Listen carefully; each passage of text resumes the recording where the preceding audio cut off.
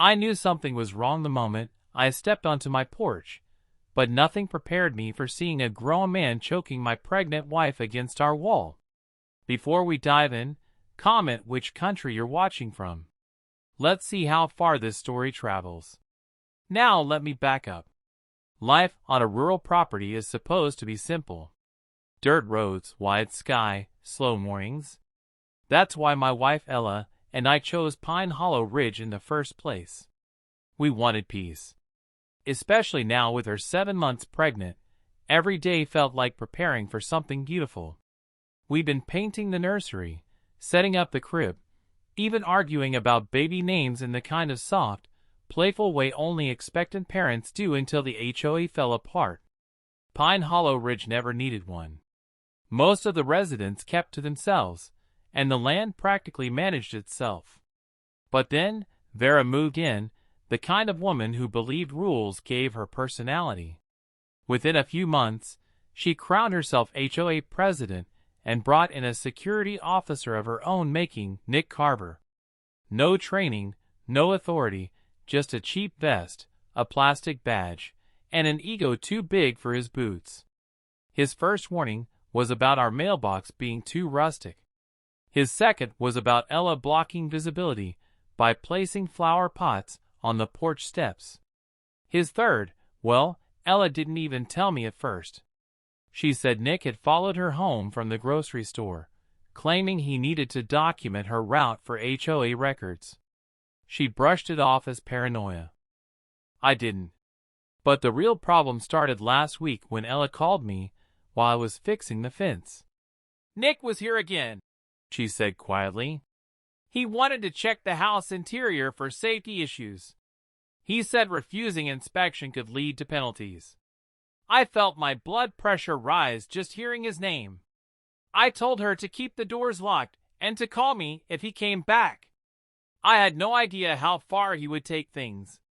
Fast forward to the day everything snapped. It had rained earlier, so the porch would smell like earth and pine. Ella was outside setting new potted herbs on the railing, the only exercise she'd liked to get lately. I told her I'd only be in the shed for 5 minutes to grab some tools. 5 minutes. Sometimes that's all it takes for your entire world to tilt.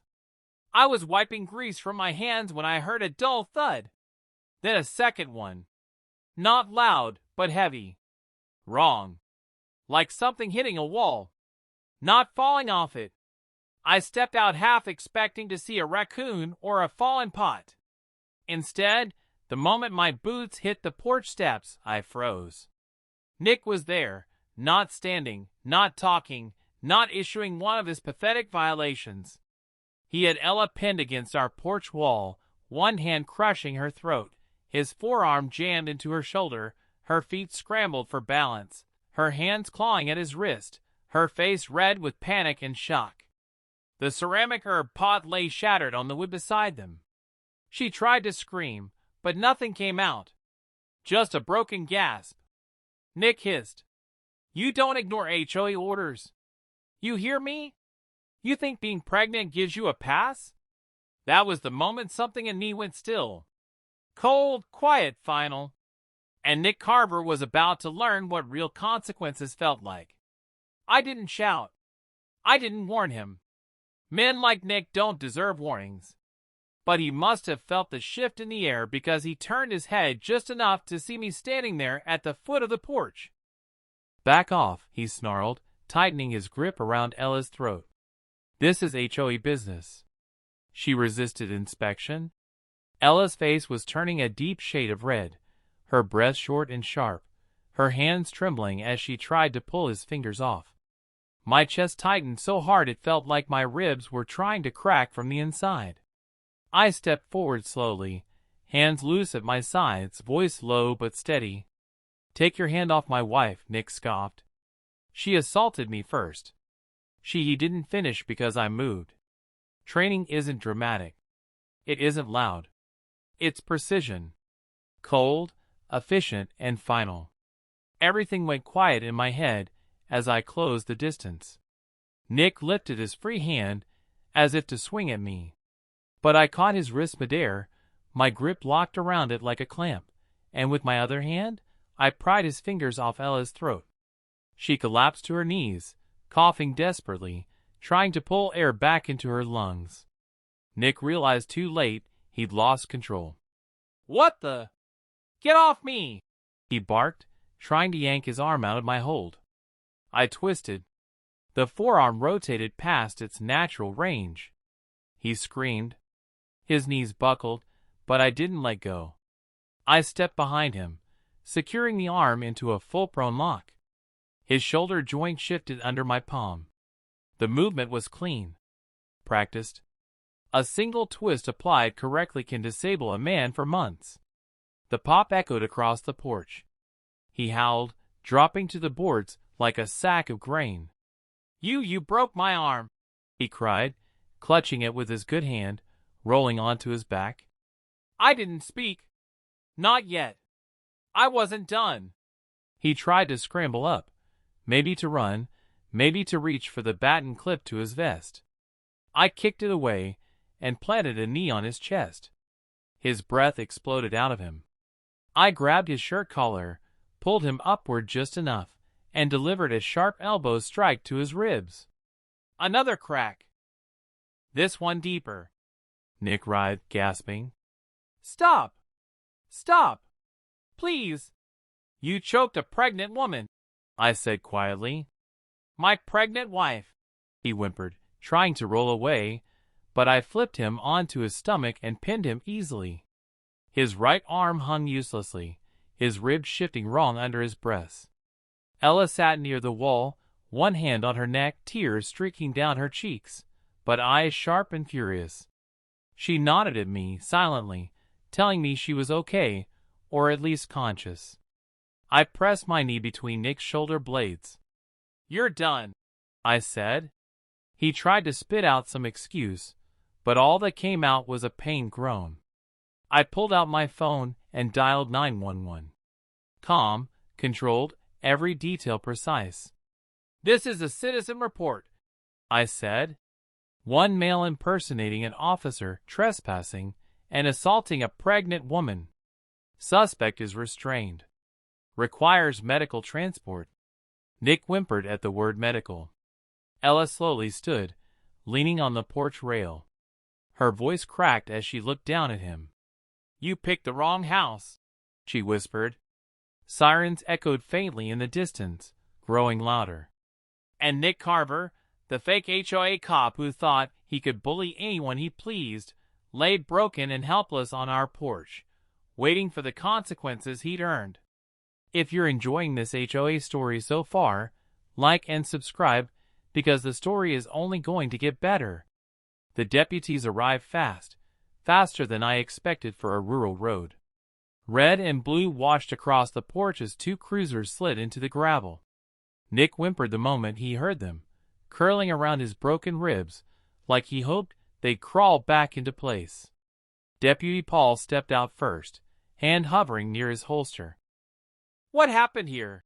he asked, eyes flicking from my wife's throat, still red from being choked, to Nick's twisted arm on the ground. "He attacked my pregnant wife," I said, voice steady. "I stopped him." Paul kneeled beside Nick, who tried to speak, but only managed a wet gasp. His forearm bit at a shape God never intended. One look told the deputy everything he needed. "Ambulances en route," he muttered, then lifted his radio. "We've got felony assault on a pregnant woman. Suspect down." My wife stood behind me, wrapped in a blanket a neighbor brought over, shaking, but finally safe. Another deputy, Morales, found the fake badge first. Cheap metal, wrong seal, wrong font. Next came the baton Nick had dropped, still streaked from where he'd hit her. Then Morales lifted a clipboard. "You're going to want to see this," he said slowly. I took it. On the top was a printed title, Priority Enforcement Targets, and there at the top of the list was my wife's name.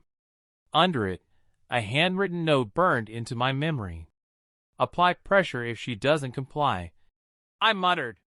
"Vera Lorne, our HOA president." The woman who'd spent months complaining about my wife's pregnancy parking placard.